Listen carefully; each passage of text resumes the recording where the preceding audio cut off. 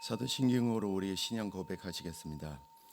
전능하사 천지를 만드신 하나님 아버지를 내가 믿사오며 그 외아들 우리 주 예수 그리스도를 내가 믿사오니 인대하사 동정녀 마리아에게서 나시고 본디오 빌라도에게 고난을 받으사 십자가에 못 박혀 장사한 지 살 만에 죽은 자 가운데서 다시 살아나시며 하늘에 오르사 전능하신 하나님 우편에 앉아 계시다가 저리로서 산자와 죽은 자를 심판하러 오시리라.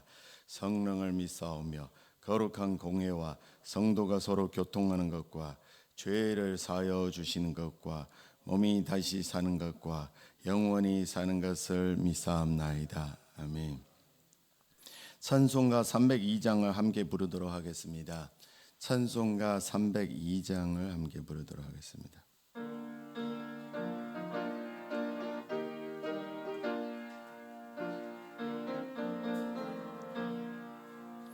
내 주 하나님 넓고 큰 은혜는 저 큰 바다보다 깊다. 너 곧 다주를 걸려 깊은 데로 저 한가운데 가보라. 언덕을 떠나서 장파에 뱉띄워 내 주 예수 은혜의 바다로 내 맘 거쳐가라. 왜 너 인생은 언제나 거기서 저 큰 바다 물길 보고 금이 모르는 깊은 바다 속으로 한번 헤아려 한번아. 언덕을 떠나서 장파에 뱉띄워 내 주 예수 은혜의 바다로 내 맘 거쳐가라. 많은 사람이 얕은 물가에서 저 큰 바다 가려다가 찰싹거리는 작은 파도 보고 마음 약하여 못 가네. 언덕을 떠나서 장파에 뱉띄워 내 주 예수 은혜의 바다로 내 맘 거쳐가라. 자 곧 가거라 이제 곧 가거라 저 큰 은혜 바다 향해. 자 곧 내 너를 저 깊은 데로 가라 망망한 바다로. 언덕을 떠나서 장파에 뱉띄워 내 주 예수 은혜의 바다로 내 맘 거쳐가라. 아멘. 오늘 우리가 함께 나눌 말씀은 사도행전 21장 17절부터 36절 말씀입니다. 사도행전 21장 17절부터 36절 말씀, 제가 가진 성경으로는 구약 224쪽입니다. 사도행전 21장 17절부터 36절까지 말씀을 저와 함께 한 절씩 교독하신 후에 마지막 절은 함께 읽도록 하겠습니다. 예루살렘에 이르니 형제들이 우리를 기꺼이 영접하거늘 그 이튿날 바울이 우리와 함께 야고보에게로 들어가니 장로들이 바울이 문안하고 하나님이 자기의 사역으로 말미암아 이방 가운데서 하신 일을 낱낱이 말하니 그들이 듣고 형제여 그대도 보는 유대인 중에 믿는 자 수만 명이 있으니 다 율법의 열심을 가진 자라. 내가 이방에 있는 모든 유대인을 가르치되 모세를 배반하고 아들들에게 할례를 행하지 말고 또 관습을 지키지 말라 하다 함을 그들이 들었도다. 그러면 어찌할꼬 그들이 필요한 그대가 온 것을 들으리니 우리가 말하는 이대로 하라. 서원한 네 사람이 우리에게 있으니 그들을 데리고 함께 결례를 행하고 그들을 위하여 비용을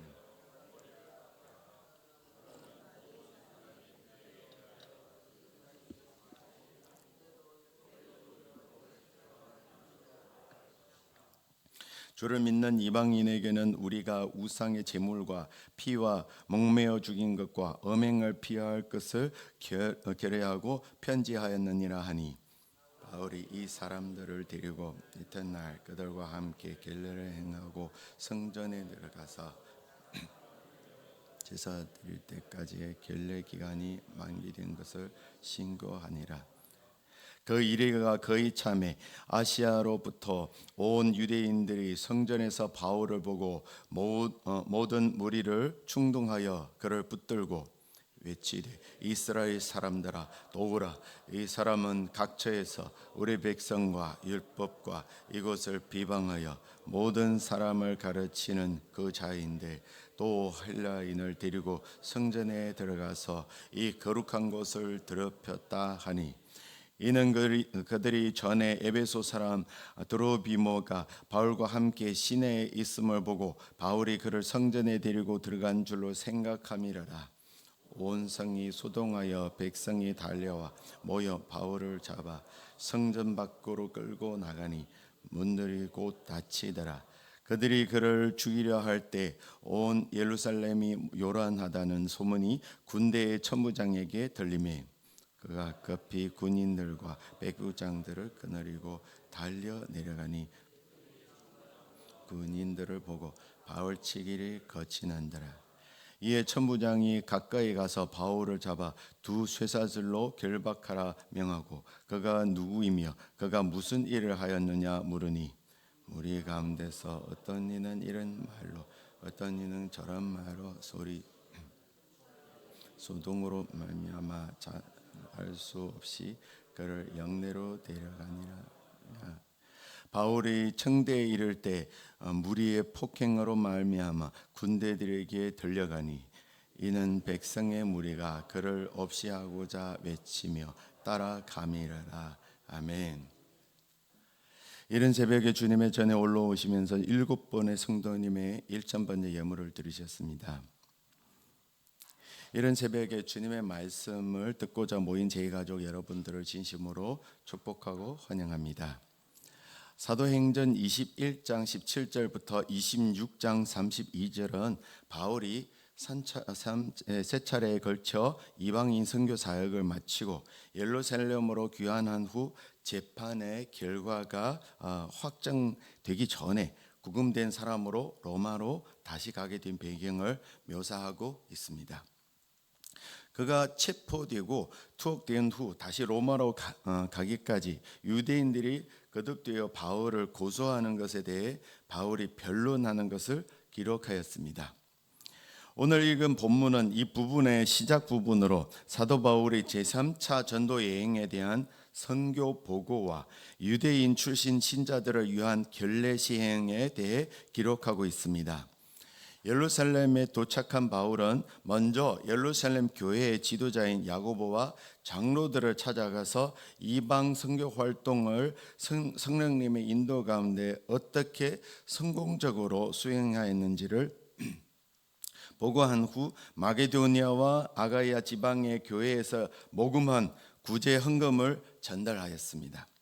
이에 야고보와 장로들은 이방인을 향한 하나님의 깊은 뜻을 인식하게 되었고 또한 하나님께 영광을 돌렸습니다. 18절을 보면 사도 바울은 예루살렘에 도착하자 이튿날 일행을 데리고 야고보와 장로들을 방문하였습니다. 우리가 여기서 눈여겨봐야 할 점은 사도 바울이 제3차 전도 여행 대장정을 마친 후 예루살렘으로 돌아와 야고보를 찾아가 선교에 대한 모든 보고를 하였다는 것입니다. 엄밀한 의미에서 보면 사도 바울이 선교 보고를 하기 위해 이처럼 먼 길을 달려와 할 의무는 없습니다.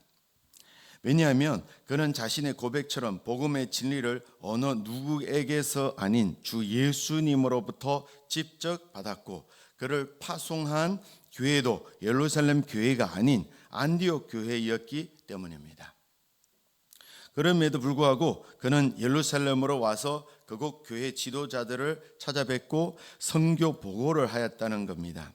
이는 무엇을 의미합니까? 사람들은 통상 어떤 조직에 들어가면 그 조직의 질서와 규율을 따르며 조직의 상사와 대표의 말에 따르게 됩니다. 하지만 점차 시간이 지나 연륜이 쌓일수록 자기 주장을 강하게 내세우며 조직의 규율과 질서 그리고 상사의 말에 토시를 달기 시작합니다. 자기의 역할이 중요해지거나 업적이 쌓이면 더더욱 그 정도가 심해집니다. 이런 경향은 교회라고 예외는 아닙니다. 초신자일 때는 매사에 교회 질서와 사역자의 말을 잘 따르고 순종하곤 합니다. 하지만 점차 신앙의 연륜이 쌓이고 직분이 높아지고 사역 범위와 영향력이 확대되면 교회 질서를 가볍게 여기게 되는 것을 가끔 발견할 수 있습니다. 사도 바울을 보십시오. 그는 복음에 대한 지식과 영적 카리스마가 어느 누구 사도들보다 뛰어났으며 선교 사역에 있어서도 비교 대상이 없을 정도로 탁월한 업적을 이뤘음에도 불구하고 자기를 높이면서 자신을 따르라고 말하지 않고 기존 교회의 질서를 존중하였습니다. 그리하여 교회의 모태인 예루살렘 교회의 지도자들을 찾아가 겸손하게 선교에 대해 보고한 것입니다. 오늘날에 살아가는 우리 성도들도 사도 바울의 이러한 겸손함을 본받기 바랍니다. 뼈는 익을수록 고개를 죽인다는 속담과 같이 신앙의 연륜이 쌓일수록 중직을 맡을수록 사역을 크게 확장할수록 사도 바울과 같이 겸손만의 모습을 잃지 않도록 더더욱 노력해야 하겠습니다. 사역 보고를 듣고 하나님께 영광을 돌리는 것까지는 좋았는데 장로들의 말이 끝나기도 전에 이어서 하는 얘기가 유대인 중에 믿는 자 수만 명이 있으니 다 율법의 열성을 가진 자들이 이렇게 말하였습니다. 이 사도들에 대한 나쁜 소문을 언급한 겁니다. 유대인 신자들 중에 사도 바울이 모세가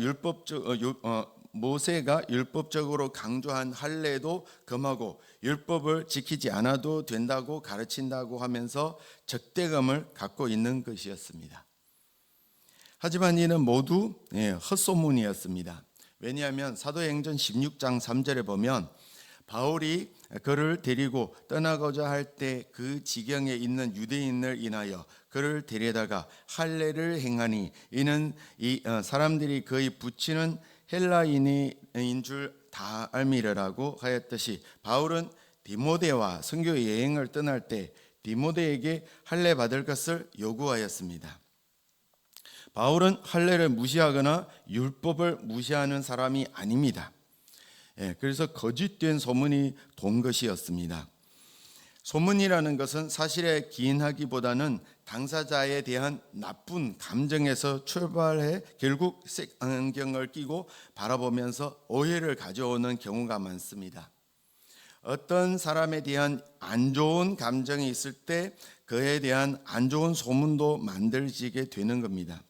마찬가지로 바울에 대한 안 좋은 소문이 난 것은 예루살렘 교회에서 공식적으로 그를 인정하였음에도 불구하고 여전히 내부에는 그의 회심에 대한 끄림직하게 바라보는 시선들이 있다는 증거입니다. 예루살렘에 바울이 오기 전 이미 그에 대한 악소문이 팽배해졌습니다. 이를 장로들이 걱정하여 바울에게 제안합니다. 우리 21장 22절부터 24절을 보면 그러면 어찌할꼬 그들이 필리언 그대가 온 것을 들으니 우리가 말하는 이대로 하라. 서원한 네 사람이 우리에게 있으니 그들을 데리고 함께 길레를 행하고 그들을 위하여 비용을 내어 머리를 갖게 하라. 그러면 모든 사람이 그대에 대하여 들은 것이 사실이 아니고 그들도 율법을 지켜 행하는 줄로 알 것이니라. 장로들이 그렇게 할 수 있겠느냐고 묻자 사도 바울은 물론 내가 그렇게 하겠습니다 라고 대답하였습니다. 26절을 보면 바울이 이 사람들을 데리고 이튿날 그들과 함께 길레를 행하고 성전에 들어가서 각 사람을 위하여 제사 드릴 때까지의 길레 기간이 만기된 것을 신고하니라고 하였듯이 바울은 유대인 신자들의 오해를 해소시키기 위해 예루살렘 교회 지도자들의 제안을 받아들여 일주일간 자신을 정결케 하는 예식인 길레를 실행하였습니다. 그는 성전에 들어가서 나실인 서원을 한 사람들과 같이 행한 것은 그를 싫어하는 자들의 마음까지도 얻기 위함입니다. 여기서 우리는 중요한 한 가지 사실을 인지해야 합니다. 바울이 전달한 이방인 성도들의 연보를 예루살렘 교회가 받았다는 것은 단순히 물질을 받았다는 개념을 넘어 주 안에서 우리는 지체요 형제라는 것을 인정하는 것이고, 또한 사도 바울이 예루살렘의 사역자들과 마찬가지로 하나님의 종이라는 것을 공식적으로 인정하는 겁니다. 이러한 공적인 확정을 받는 것은 로마로 가서 복음을 전파하는 것은 험난한 과정이기에 우선 교회 내부적으로 복음 안에서 하나가 되어야 강력한 영향력을 발휘할 수 있기 때문입니다. 이를 위해 사도 바울이 율례 아래 있는 자와 같이 자신을 율법 안으로 밀어넣어 나시인들과 같이 정결 예식인 결례를 행하였습니다. 이는 더 많은 신자들의 마음을 얻고 그들과도 하나가 되기 위함입니다. 이는 기독교를 향해 많은 비난의 화살을 쏟는 현대 사회를 살아가는 그리스도인들도 가져야 하는 자세라고 생각합니다. 교단을 뛰어넘어 주 예수 안에서 우리는 하나가 되기 위해 힘써야 세상을 향해서도 강한 영향력을 발휘할 수 있습니다. 종종 이단들이 교회에 침범합니다. 이때는 교단을 뛰어넘어 우리 모든 교회가 주 안에서 하나가 될 때 우리가 강력한 힘으로 이단을 물리칠 수 있는 것입니다. 신앙이 좋은 자일수록 빠지기 쉬운 함정이 있습니다. 하나님의 나라를 위한 좋은 목적과 명분을 가진 큰 일을 한다고 하여 그보다 믿음이 적고 그들의 믿음의 정도에 미치지 못하는 일들을 무시하고 판단해서는 안 됩니다. 사도 바울을 보십시오. 어느 누구도 이루지 못한 3차례 선교 여행을 성공적으로 마치고 또 더 큰 목표를 향해 로마로 가는 거룩하고 분명한 목적을 가진 사람이지만 그의 포부에 미치지 못하는 자들이라도 그들의 마음을 얻고자 그 눈높이에 맞춰 그들의 요구에 응해 주었습니다. 하나가 되기 위해 노력하는 바울의 모습과는 상반되게 일부 유대인들은 계속 바울을 밀어내었습니다. 바울이 장로들의 권면대로 정결의 예식인 걸레를 행하였음에도 불구하고 결례 기간이 끝날 쯤 아시아에서 온 일부 유대인들은 무리를 충동질하여 바울과 그리고 그와 함께 온 이방인 드로비모를 성전 안뜰에 데리고 들어가 성전을 더럽혔다고 모험하였습니다. 28절을 보면 아시아에서 온 유대인들은 세 가지 죄목으로 바울을 구속하였습니다. 세 가지 죄목 중 마지막 하나가 바로 바울이 성전을 모독하였다는 겁니다. 바울이 할례받지 않는 이방인을 데리고 성전에 들어감으로써 거룩한 성전을 더럽혔다는 겁니다. 누가는 이와 이와 관련해 26절에 부연 설명하기를, 이는 저희가 전에 에베소 사람 드로피모가 바울과 함께 성내에 있음을 보고 바울이 저를 성전에 데리고 들어간 줄로 생각함이라고 하였습니다. 사실 바울은 성전에 들어갈 때 드로피모를 데리고 들어가지 않았습니다. 유대인들은 바울을 엄해하기 위해 바울이 아시아에서 드로피모와 동행하였고, 또 그가 성내에 있었다는 이유만으로 바울이 드로피모를 성전에 들렸다 주장한 것입니다. 그래서 우리 30절을 보면 온 성이 소동하여 백성이 달려와 모여 바울을 잡아 성전 밖으로 끌고 나가니 문들이 곧 닫히더라고 하였는데, 바울이 이 성전에서 쫓겨난 것입니다. 소동의 요지는 바울이 성전 질서 파괴자이기에 성전에 발을 붙일 수 없다는 주장에서입니다. 그가 나간 후에 문들이 닫힌 것은 상징적인 의미가 담겨 있습니다. 이는 바울이 더 이상 성전과 상관없게 되었다는 것을 의미합니다. 사도행전 21장을 보면 결국 성전은 바울에게 고난의 장소가 되고 교회가 세워지는데 별 도움을 주지 않는 장소로 묘사되며, 이방인 선교에도 도움은커녕 오히려 방해가 되었음을 잘 보여줍니다. 참으로 안타깝습니다. 물론 유대인들은 율법을 지키기 위해 최선의 노력을 다한 것일 수 있습니다. 겉으로 보기에는 그들은 경건하기 거지 없었습니다. 하지만 문제는 그들에게 경건의 모양은 있었지만 경건의 능력은 없었다는 겁니다. 그들은 율법을 지킨다고 하면서 사랑이라는 율법의 진정한 의미는 잘 깨닫지 못하였으며 영혼 구원에 무관심하였습니다. 다른 사람에게는 율법을 강요하지만 진짜 본인 자신은 교묘하게 율법을 피하여 악행을 저지르곤 하였습니다. 마태복음 23장 25절에서 예수님이 이러한 그들을 향해 직설적으로 저주하였습니다.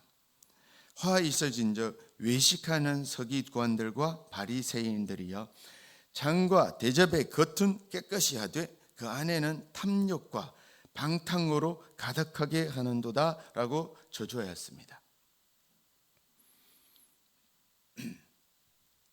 하나님이 중요시하는 것은 외적인 경건 생활이 아니라 내면의 경건, 즉 경건의 능력입니다.